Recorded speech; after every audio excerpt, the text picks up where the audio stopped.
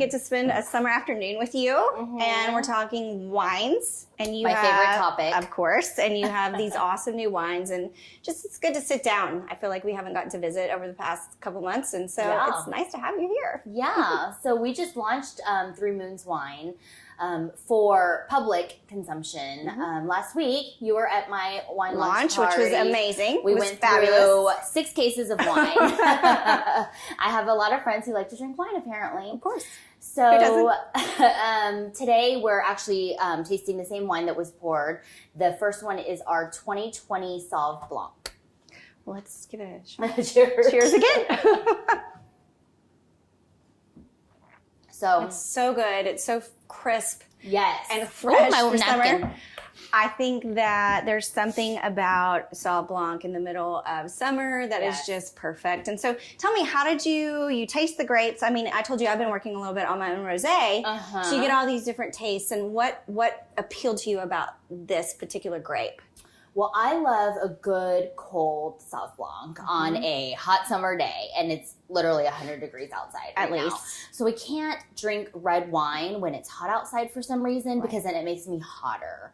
So until the sun goes down, it's white wine drinking time. Yes. And then when the sun goes down, then we change to red wine. Right? Of course, yes, of course. Yeah. And so I keep my Sauv Blanc chilled in the refrigerator, pour it out, sometimes even into one of those tumblers that has double pane like a Yeti. Yeah, for and sure. then my kids swim, and I And you sit just around sit the there pool. and you relax. Yes, baby. Mommy, watch me. Yes, honey, I'm watching. That's I'm beautiful, watching. darling. Yeah, absolutely. And then I'm like, and you're like, okay, here we go.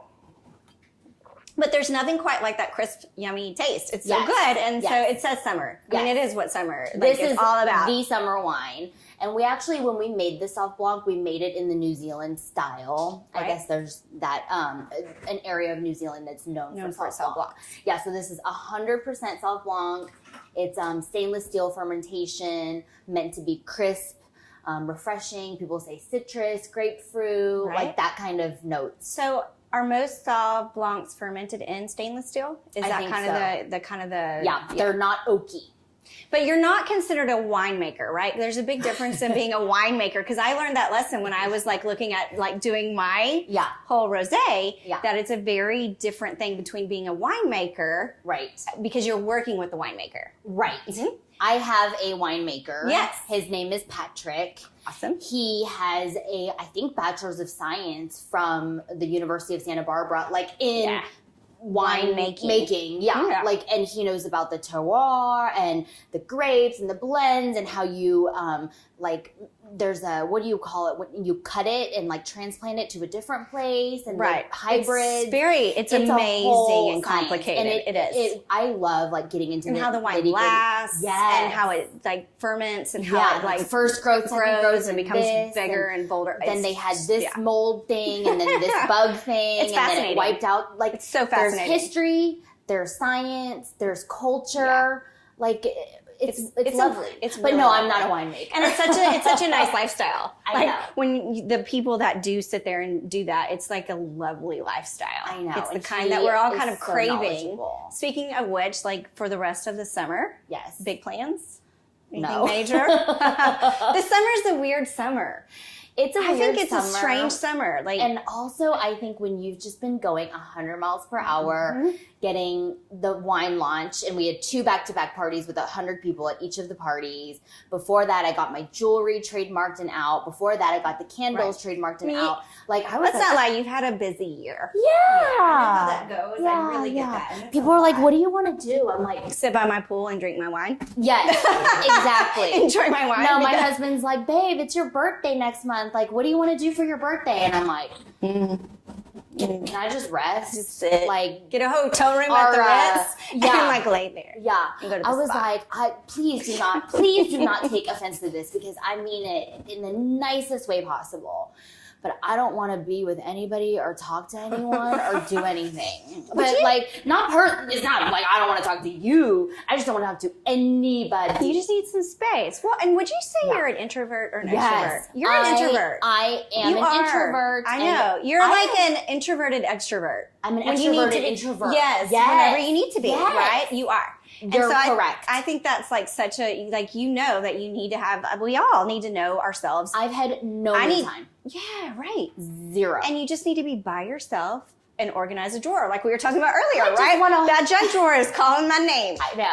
Like, I need to be my junk drawer. I just want to stay in my pajamas and not do hair and makeup and just fold my scarves into their nice little triangles. Look at the pimples on my face and not worry about and do my Biore strip and my face mask and all that weird stuff I like to do with my rolling thing. Oh, yes. I do mine in the car. My quartz roller. People gonna think you crazy driving down. I get embarrassed. Driving down Preston. That's true, girl. When I'm at the stoplight, I'm like this, She's and I'm like, oh, is that a red light? Oh, sorry, I was rolling my face. I was too busy. I try to like stop back behind the people next to me so that I can do it in between so no one can see. We're just gonna make a bloopers reel out of all the times that we mess things up during this. It'll probably be funnier. No, but I really do. Like, I sit there and I like funny. go at the light and I'm like, yeah.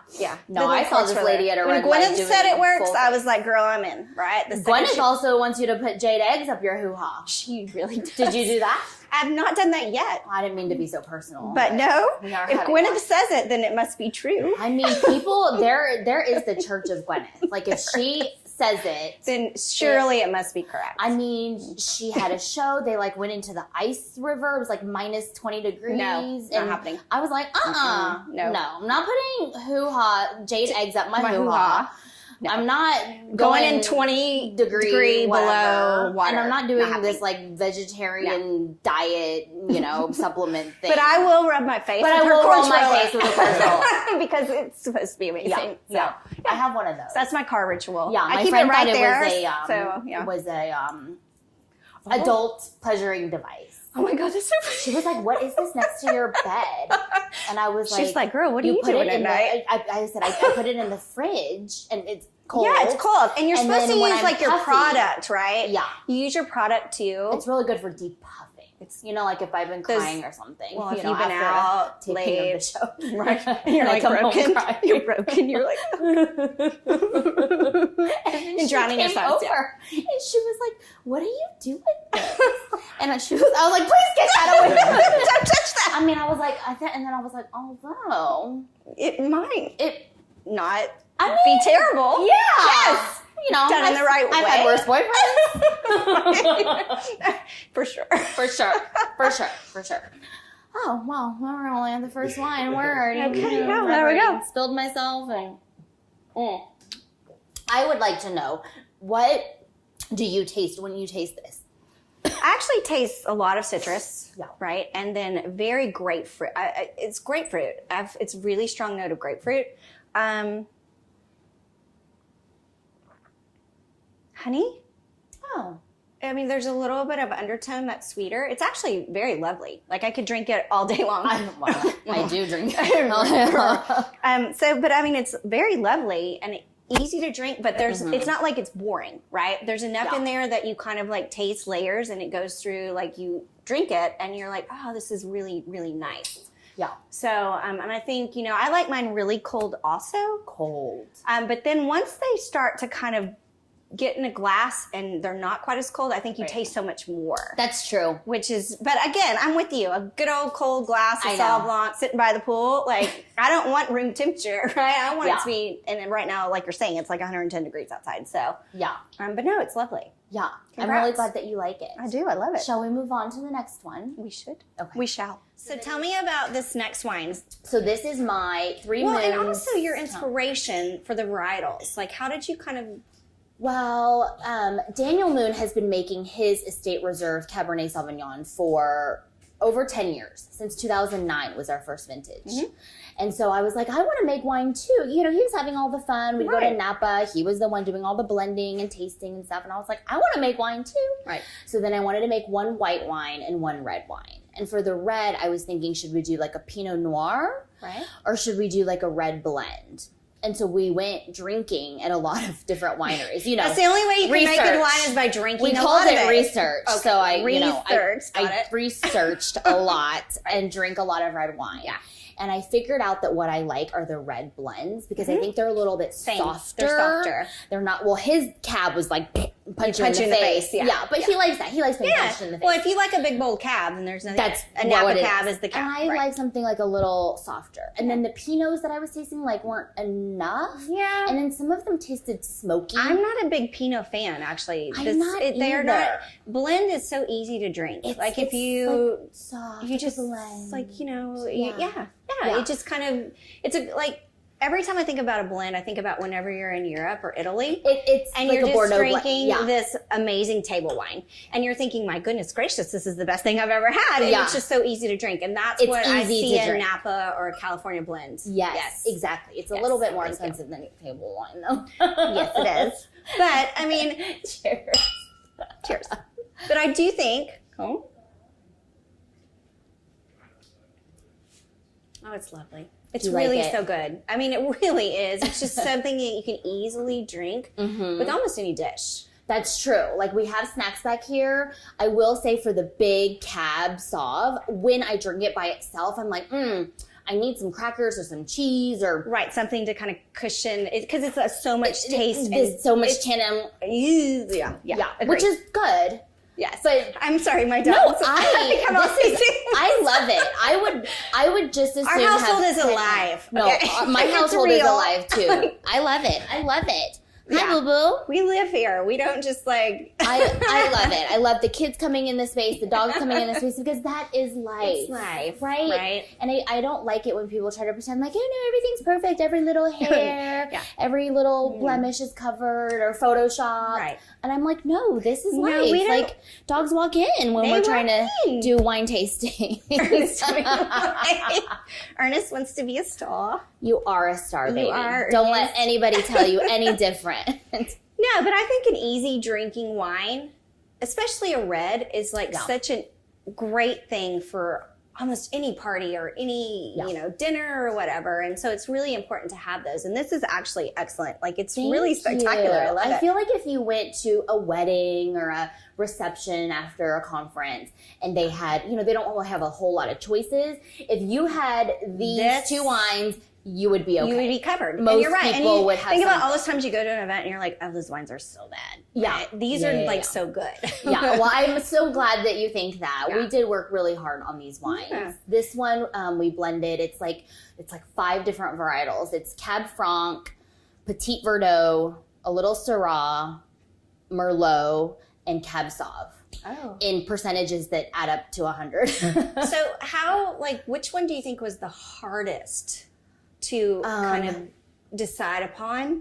This one was the hardest because there's so many blends, and you keep keep mixing and matching until you get it just right. And then I told my winemaker, and then sometimes you have 10 tastes, and you're like, oh, and I can't even tell the difference. like I don't know. We got to start over tomorrow. We have to start over. Yeah, there were days that I'm like, my palate is off today. And, have a little. It's like when you put 15 perfumes on, and you're like, oh, okay, well, need some coffee beans. Yeah, all right. Yeah.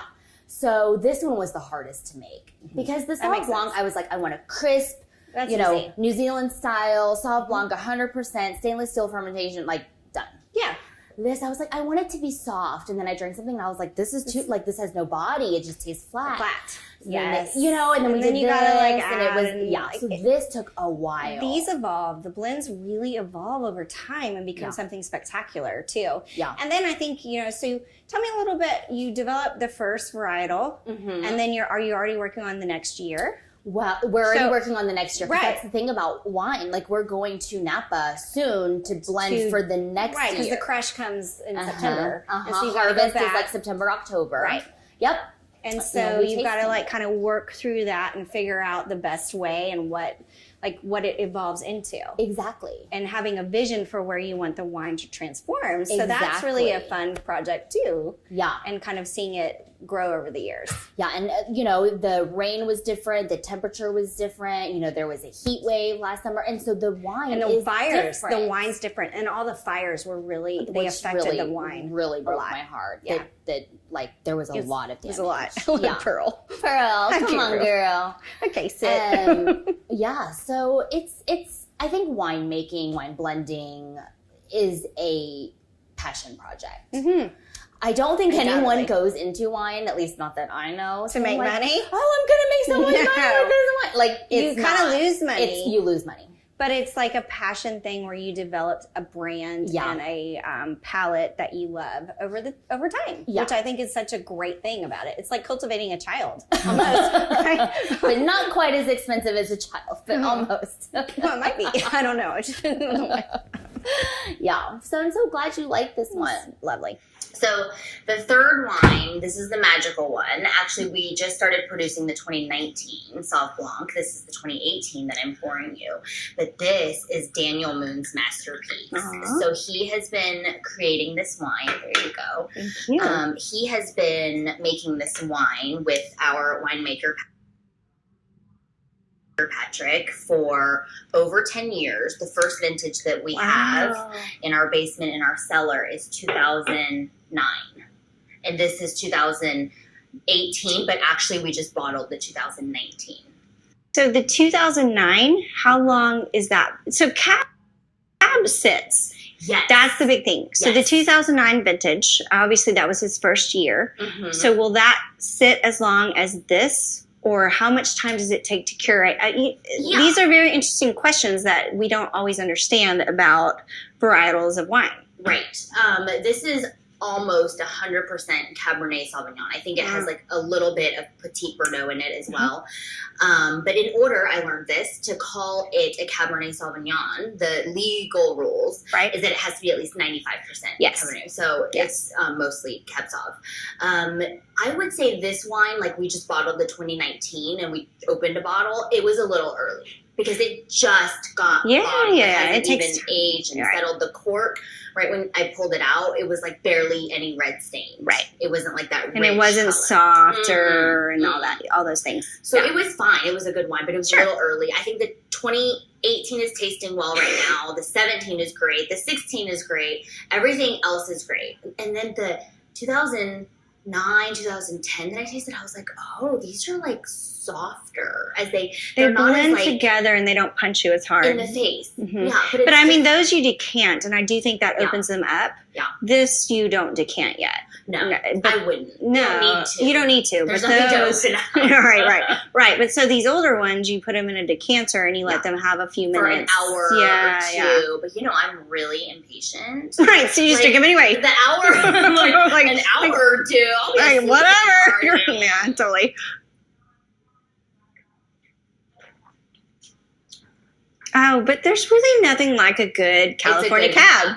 It is. There's nothing quintessential. It is California. Yes. So you think of a Stag's Leap or all of these different true Napa Valley cabs. This is actually just the same. It's so good and strong and that's what Daniel and was delicious. Trying to do. Those are the ones that he liked. There were certain vineyards that we always went to, and he made his wine in the style of those big, bold Napa Valley, fruit forward, in your face cabs. And that's exactly you have an awesome fillet. Yeah, but see, then every time I drink this wine, I get hungry.